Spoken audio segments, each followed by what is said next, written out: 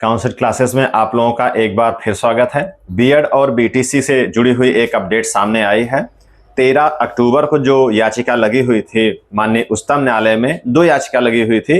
एक बिहार शिक्षक भर्ती का मामला था और दूसरा उत्तर प्रदेश में जो 69,000 भर्ती हुई है उसमें से जो बीएड सेलेक्टेड है उनको बाहर करने की याचिका लगी है। किसकी याचिका है? गुड्डू सिंह के नाम से एक याचिका है। सारे लोग परिचित होंगे जो ये मामला देख रहे हैं। शिक्षा मित्र है, शिक्षा मित्रों ने लगाया है इसमें।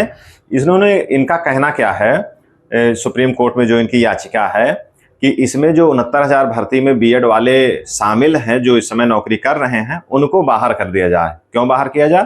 क्योंकि एनसीटी का 2018 का जो नोटिफिकेशन है जिसके आधार पर इनकी नियुक्ति हुई है, इनकी भर्ती हुई है, वो माननीय न्यायालय ने खारिज कर दिया है।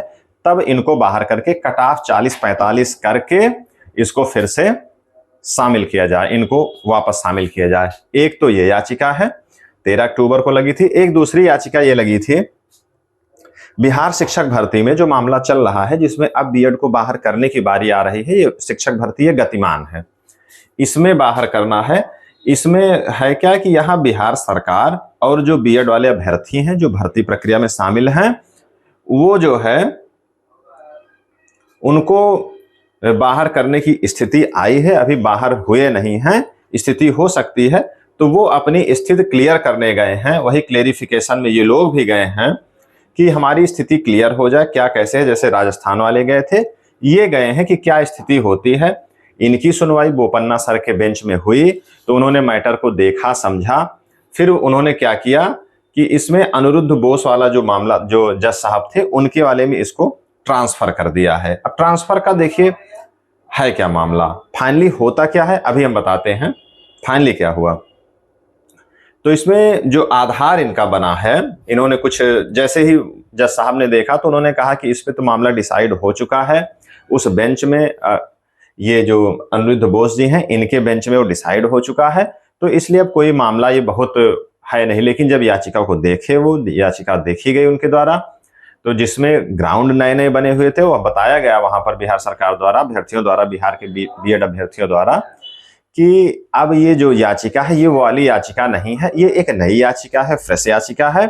इसमें क्या है, कुछ नए ग्राउंड को शामिल किया गया है। जैसे नेशनल न्यू एजुकेशन पॉलिसी, जो नई एजुकेशन पॉलिसी है उसको शामिल किया गया है कि बीटीसी बंद हो जाएगा, इसलिए बीएड की सारगर्भिता बनी हुई है। एक ये मामला है।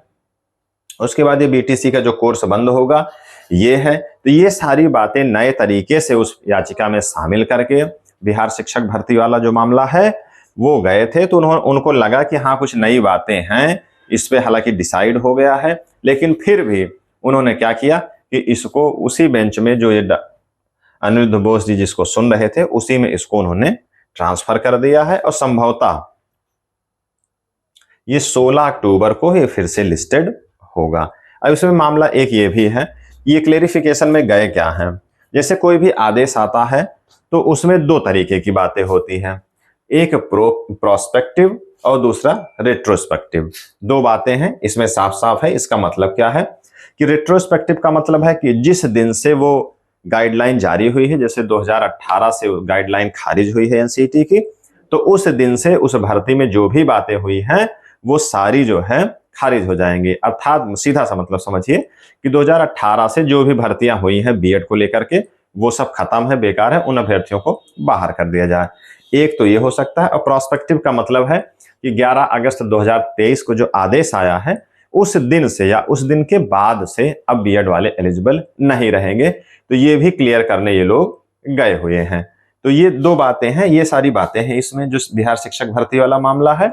मोटा मोटा देखा जाए तो इनकी स्थिति थोड़ी सी कमजोर नजर आ रही है। बिहार में जो बीएड वाले अभ्यर्थी हैं उनकी स्थिति उतनी मजबूत नहीं है।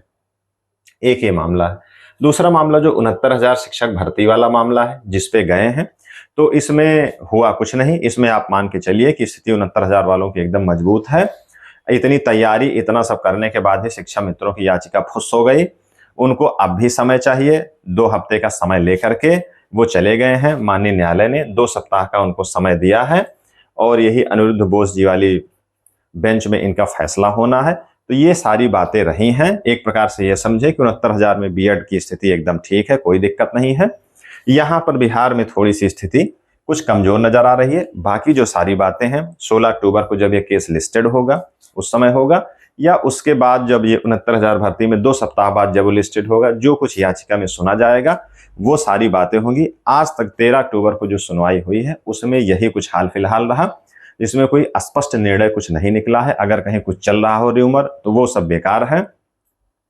अभी इसमें बहुत कुछ होना है। इसके लिए जो कुछ जानकारी हमको मिलती रहेगी हम आपको देते रहेंगे। आगे के वीडियो में हम लोग देखेंगे क्या कैसे कुछ होता है। तो ठीक है, मिलते हैं हम लोग अगले वीडियो में इस जानकारी को लेकर के। जो भी हम लोग बताएंगे, जो भी हम लोग जानकारी शेयर करेंगे वो बिल्कुल ऑथेंटिक जानकारी होगी। ठीक है, इसी के साथ वीडियो हमारा यहीं पर खत्म होता है। आप हमारे वीडियो को शेयर एंड सब्सक्राइब करना ना भूलें, और कमेंट में आप कुछ ना कुछ जरूर लिखें। जो क्लियर नहीं हो पाया उसको लिखें, या कौन सी जानकारी और शेयर करनी है, या क्या कुछ और अच्छा बुरा हो सकता है उसमें आप जरूर बताएं। ठीक है, धन्यवाद।